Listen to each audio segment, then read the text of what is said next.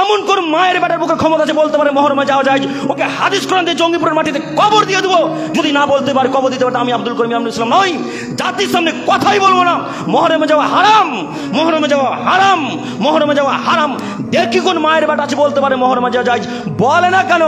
মায়ের দুধ কত পান করেছেন, বলেন না কেন যে মহরমে যাওয়া যায়? শুধু বলেন একবার মুখের সামনে, চোখের সামনে। আপনাকে যদি এই রহমানপুর কবরেজ পাড়ে বড় বাগানে কবর না দিয়ে দিই তো আমি আব্দুল করিম ইমামুল ইসলাম নই। কি দেখাতে চাচ্ছি নিজেকে?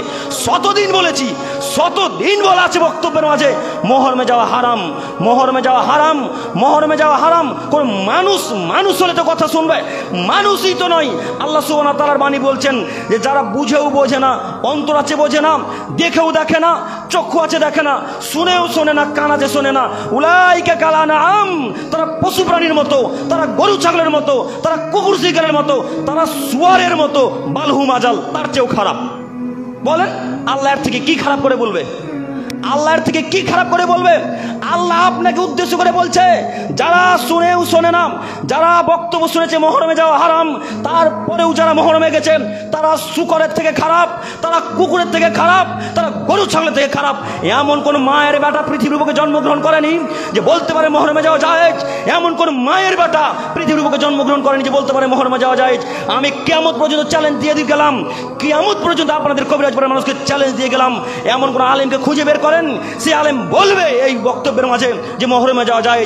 যদি বলে দিতে পারে সেদিন থেকে তারা আমি সারা জীবন গোলামি করব, সেদিন থেকে সারা জীবন তার গোলামি করব, সেদিন থেকে সারা জীবন তার গোলামি করব।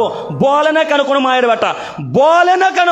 আজকে 6 বছর ধরে বলে আসছি, যেই দিন আপনাদের গ্রামে প্রবেশ করেছি সেই দিন থেকে মহরমের কথা বলতে শুরু করেছি। কেউ বলে না কেন যে আব্দুল করিম ভুল কথা বলেছে? বলে না কেন? বুকে ক্ষমতা লাগবে বলতে গেলে, হাদিস লাগবে, প্রমাণ লাগবে, তারপরে বলতে হবে। বলেন এই যে 3 নম্বর শ্রেণীর ছেলেগুলা এইভাবে হাই হোসেন করতে করতে খঞ্জর মারছে, ওর বাপ আছে, ওর মা আছে, ওর জাতি কেউ আছে? ওর জাতির কেউ বুঝার ক্ষমতা নাই? আল্লাহ নবী বলছেন লাইসা মিন্না মান জারাবাল খুদুদা ও সাক্কাল জুয়ুবা ওয়া দাওয়াবি দাওয়াল জাহিলিয়াতিল উলা। হে আদমের ছেলে মেয়ে, তোমাদের মধ্যে যারা শোকে খঞ্জর মারে, তোমাদের মধ্যে যারা শোকে বুকের কাপড়কে ছিঁড়ে ফেলে দেয়, তোমাদের মধ্যে যারা শোকে মৃত্যুতে মুখকে আঁচড়ে দেয়, বুককে আঁচড়ে ফেলে দেয়, তারা আমার দলের অন্তর্ভুক্ত নয়। হাদিস বুখারী মুসলিম। বলেন বুখারী মুসলিমের হাদিস। আল্লাহ নবী বলছেন যারা শোকে পিঠে খঞ্জর মারে, যারা বুকের কাপড়কে ছিঁড়ে ফেলে দেয়, যারা মুখকে আঁচড়ে দেয়, বুককে আঁচড়ে ছিঁড়ে ফেলে দেয়, তারা আমার দলের অন্তর্ভুক্ত নয়, তারা মুহাম্মদ সাল্লাল্লাহু আলাইহি সাল্লামকে মানে না, তারা জাহান্নামী।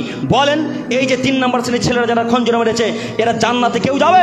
আজকে যদি তওবা করে যায়, তওবা করে যদি মারা যেত জান্নাত হতে পারে ইনশাআল্লাহ, হতে পারে ইনশাআল্লাহ, হতে পারে ইনশাআল্লাহ, জান্নাত হতে পারে ইনশাআল্লাহ। কিন্তু বিনা তওবাতে যারা মারা যাবে তারা কেউ জান্নাতে যাবে না। যদি জান্নাতে যায় তাহলে ইসলাম মিথ্যা ধর্ম, নাউজুবিল্লাহি মিন জালিক। ইসলাম মিথ্যা ধর্ম নয়, ইসলাম চূড়ান্ত সত্য ধর্ম। যে একজনের কথাতে চলে তার নাম মুহাম্মদ সাল্লাল্লাহু আলাইহি সাল্লাম। তিনি বলেছেন যদি কোনো মানুষ এরকম খঞ্জর মারে, আমার কোনো মানুষ, কোনো মুমিন বান্দা বান্দি, কোনো মানুষ যদি শোকে বুকের কাপড়কে ছিঁড়ে ফেলে দেয়, মুখের আঁচড়ে দেয় মুখকে, তাহলে সে লোকটা, সেই মানুষটা আমার অন্তর্ভুক্ত নয়, সে জাহান্নামে যাবে। হাদিস বুখারী মুসলিম।